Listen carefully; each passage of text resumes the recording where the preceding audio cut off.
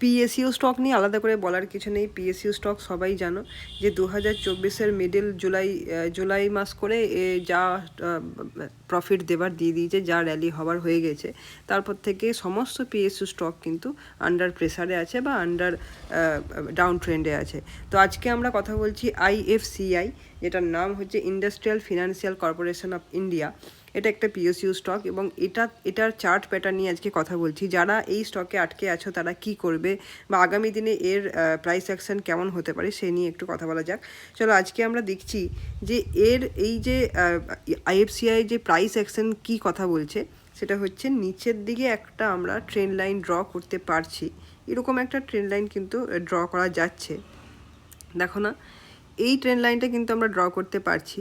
Similarly ওপরের দিকে আর একটা ট্রেন্ড লাইন ড্র করব, যেটা কিন্তু নিচের দিকে স্ল্যান্টিং, মানে নিচে যে ট্রেন্ড লাইনটা আমরা ড্র করলাম, যেটা বেস লাইন বা সাপোর্ট লাইন বলছি, সেটা ওপরের দিকে হালকা উঠে আছে এবং ওপর থেকে যেই ট্রেন্ড লাইনটা আমি এখন ড্র করছি, দেখো এইটা কিন্তু নিচের দিকে, এটা ট্রেন্ড লাইন সিলেক্ট করব, তো এটা কিন্তু নিচের দিকে ঝুঁকে আছে।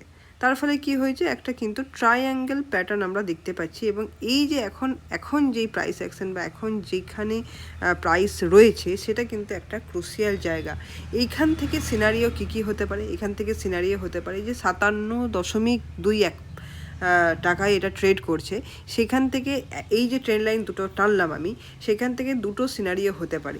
একটা হচ্ছে ওপরের দিকে যেই জোনটা রয়েছে, সেটা হচ্ছে 57 টাকা 59 59.51, এই যে জোনটা, এই জোনটাকে ক্রস করে ওপরে উঠে গেল, বা এটা অ্যাকচুয়ালি একটা ব্রেকআউট দিল, যেটা ট্রায়াঙ্গেল আমরা দেখতে পাচ্ছি যে একটা ট্রায়াঙ্গেল তৈরি হয়েছে। সেই ট্রায়াঙ্গেলটাকে ওপরের দিকে ব্রেকআউট দিল উইথ ভলিউমটা আমাদের সাথে দেখে নিতে, ভলিউমটা একটু লাগিয়ে নিই।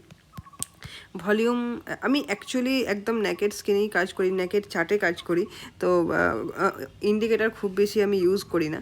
তো তবু একটু সুবিধার জন্য বা বোঝার সুবিধার জন্য আমি একটু লাগিয়েছি। দেখো ভালো, কিন্তু ওপরের দিকে যখন যাচ্ছিল বা ওপরের দিকে যাওয়ার সময় যে গ্রিন ক্যান্ডেলগুলো আমাদের আগেও প্রিভিয়াস বানিয়েছে, সেখানে কিন্তু ভালো ভলিউম তৈরি হয়েছে। এবং আজকের দিনে, মানে লাস্ট যেদিন ট্রেড হলো, যেদিন 6%-এর মতো র্যালি দিয়েছে স্টকটা আইএফসিআই, সেখানেও কিন্তু একটা ভালো ভলিউম রয়েছে। কিন্তু এখানে একটা কনসার্নের বিষয় হচ্ছে, ভালো করে দেখো, একটা কিন্তু ওপরের দিকে উইক তৈরি করেছে। এইটা কিন্তু খুব একটা ভালো জিনিস নয়, বা এটা কিন্তু খুব একটা মানে আশার জিনিস নয় যে এই যে উইকটা তৈরি হয়েছে না, এটা কিন্তু একটা মানে একটু হতাশার ব্যাপার হতে পারে, বা একটা মানে খুব একটা গুড নিউজকে মানে স্ট্রেনদেন করছে না, বা খুব একটা শক্তিশালী করছে না যে ওপরের দিকে ব্রেকআউটটা হতে পারে। কারণ ওপরের দিকে উইক মানে সেখানে কিন্তু সেলিং প্রেসার একটা রয়েছে। তো এই একটা সিনারিও যে ওপরের দিকে 59-এর ওপরে একটা ব্রেকআউট দিল এবং প্রাইস এখানে গিয়ে সাস্টেন করলো, মানে এই জায়গাটায় ব্রেকআউট দিয়ে এইভাবে সাস্টেন করে আবার ওপরের দিকে একটা র্যালি দিল। এখানে র্যালি দেওয়ার একটা কারণ, ফান্ডামেন্টালি একটা কারণ যেটা আছে, যে আইএফসিআইকে নিয়ে গভর্নমেন্ট একটু চিন্তাভাবনা করছে যে এটাকে একটা অ্যাডভাইজারি বডি হিসেবে প্রেজেন্ট করা বা অ্যাডভাইজারি বডিতে ট্রান্সফার করা। এ তো অ্যাকচুয়ালি লোন দেয় বিভিন্ন যে গভর্নমেন্ট প্রজেক্টগুলো চলে, যেমন ধরো এয়ারপোর্ট বলো, রিয়েল এস্টেট বলো, রাস্তা বলো, তারপর বড় বড় যে কনস্ট্রাকশনগুলো হয়, বিল্ডিংগুলো হয়, সেখানে কিন্তু এরা লোন প্রোভাইড করে, সেই জায়গাটায় এরা কাজ করে। তো সেইখান থেকে এটাকে শিফট করার চেষ্টা চলছে, বা এর যে বিজনেস মডিউল সেটাকে শিফট করার চেষ্টা চলছে। তাই জন্যই কিন্তু এই যে এত ডাউনফলের পরও এই যে লাস্ট 1-2 মাসে যেভাবে মার্কেট নামলো না ধোঁয়াধার হয়ে, সেখানে কিন্তু এই আইএফসিআই অনেকটা স্ট্রেন দেখিয়েছে। কারণ আমরা নিচের থেকে একটা ট্রেন্ড লাইন ড্র করেছি, সেখানে দেখতে পাচ্ছি যে এই নিচের ট্রেন্ড লাইনকে কিন্তু ভেঙে খুব একটা নামে নেই, বরং বারবার ওপরের দিকে একটা ওঠার চেষ্টা করছে। হ্যাঁ, এখানে একটা উইক বানিয়েছে ঠিকই, হয়তো এখনই এর ব্রেকআউট পাওয়া যাবে না, বা এই মুহূর্তে যেহেতু পুরো মার্কেটের সেন্টিমেন্ট নিচের দিকে আছে, যুদ্ধর পরিস্থিতি বলো, বা এখনও কিন্তু নিচের বেস লাইন বা এখনও বটম তৈরি করে নাই নিফটি বা ব্যাঙ্ক নিফটি বা সেন্সেক্স, সেই ক্ষেত্রে এই মুহূর্তে ব্রেকআউট দেওয়াটা একটু চাপ। কিন্তু এটা আমরা নজরে রাখতে পারি, যেহেতু স্টকটার দাম খুব কম, বা মানে একদমই যেহেতু কম, যেই স্টকগুলোর দাম কম থাকে সেগুলোতে র্যাপিড মুভমেন্ট আসে খুব তাড়াতাড়ি। কারণ যেই স্টকটা 50 থেকে 100 হতে যেই টাইম লাগায়, কোনো স্টক 1000 থেকে 2000 যেতে তার থেকে বেশি টাইম লাগায়, সেটা আমরা জানি সবাই। সেই জন্য লোকজন পেনি স্টক খোঁজে, মানে ফান্ডামেন্টালি স্ট্রং পেনি স্টক খোঁজে। তারপরেও আরেকটা কারণ হচ্ছে যে এইটা হচ্ছে যে আমাদের যে 100টা স্টক নিয়ে আলোচনা করবো বলেছিলাম নিফটি স্মল ক্যাপ 100-এর, তার মধ্যে এটা ইনক্লুডেড, নিফটি স্মল ক্যাপ 100-এর মধ্যে এটা লিস্টেড আছে, তাই এটা নিয়ে আজকে আরও কথাবার্তা বলছি। এবং দেখতে পাচ্ছি যে প্রাইস অ্যাকশন কিন্তু একটা সুন্দর প্রাইস অ্যাকশন তৈরি করছে, এবং এখান থেকে একটা পসিবিলিটি থাকছে যে আগামী দিনে কি হতে পারে, বা একটা বুলিশ মোমেন্টাম আমরা দেখতে পাচ্ছি। তো এই হচ্ছে ব্যাপার আইএফসিআই নিয়ে।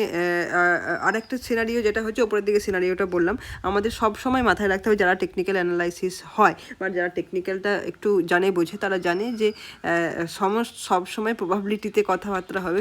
যেই প্রবাবিলিটিতে আমরা কথা বললাম যে ওপরের দিকে ব্রেকআউট হতে পারে, সিমিলারলি নিচের দিকে যেই জোনটা রয়েছে, আমি যেই ট্রেন্ড লাইনটা ড্র করেছি মোটামুটি 51-র নিচে যদি এটা চলে যায়, বা এই যে সাপোর্ট লাইনকে যদি ব্রেক করে, সেই ক্ষেত্রে কিন্তু এটা মানে যেই বুলিশ মোমেন্টটা দেখাচ্ছিল, বা যেই ওপরের দিকে বায়াররা যেখানে স্ট্রং হওয়ার চেষ্টা করছিল, সেখানে কিন্তু বায়াররা আবার গিভ আপ করে দেবে, এবং নিচের দিকে একটা ট্রেন্ড কিন্তু আবার শুরু হয়ে যাবে, বা ডাউন ট্রেন্ড। এটা যেমন এখন তো অবশ্যই ডাউন ট্রেন্ড আছে, সেখান থেকে কিন্তু আবার ডাউন ট্রেন্ডটা কন্টিনিউয়েশন চলবে, যেটা আমরা এক্সপেক্ট করছি যে রিভার্সাল হবে, সেই পসিবিলিটিটা কিন্তু অনেকটাই কমে যাবে, যদি 51-র নিচে প্রাইস অ্যাকশন বানায়, বা নিচের যে সাপোর্ট লাইনটা আমি ড্র করেছি 51.65, এইটাকে নিচে ক্লোজ দেয়। সেই ক্ষেত্রে একটু চিন্তাভাবনার জায়গা থাকছে যে হ্যাঁ, আমরা কিন্তু এখনই ট্রেডটা নিয়ে নেবো না, আমরা দেখবো, ওয়াচ লিস্টে রাখবো, এবং প্রাইস অ্যাকশন যেভাবে বানাবে, যেভাবে যদি ব্রেকআউট ওপর দিকে দেয়, সেই ক্ষেত্রে ধরো এখানে ব্রেকআউট দিল, এই জায়গাটায় ব্রেকআউট দিল, এবং এইভাবে প্রাইস অ্যাকশন বানিয়ে আবার একটা র্যালি, মানে রিটেস্ট করে আবার একটা র্যালি দিতে শুরু করলো,